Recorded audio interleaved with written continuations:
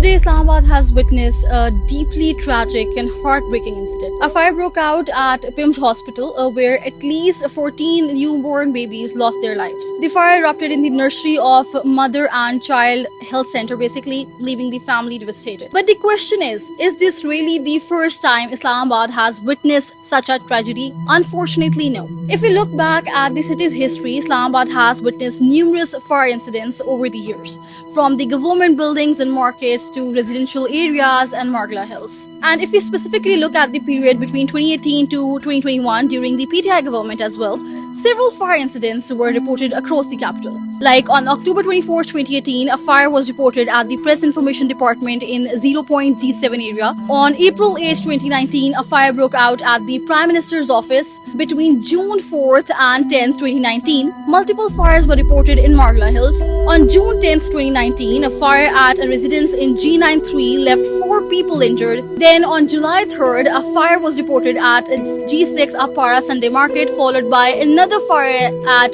H9 Weekly Bazaar on October 29th. In 2020, fires were reported at Ayat Merkers, Parliament Lodges, a residence in G102, several locations in Margla Hills, including D12 and a village. And the incidents continued into 2021, where the fire reported at D12, F9 areas in April, Talhar, Saidpur, and Pir Sohawa between May 26th to 29th, Margla Hills on December 12th, and in Blue area on December 29th. So this is not simply about one fire incident. The bigger question is, why do we continue to see such incidents, and are fire safety systems actually prepared to protect the people when it matters the most? Because today, the victims were newborn babies, children who were completely dependent on the hospital for their safety. The authorities must determine what caused the fire, whether the proper fire safety measures were in place or not, and whether the emergency response was adequate.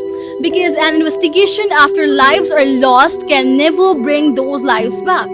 The real responsibility is to make sure a tragedy like this never happens again.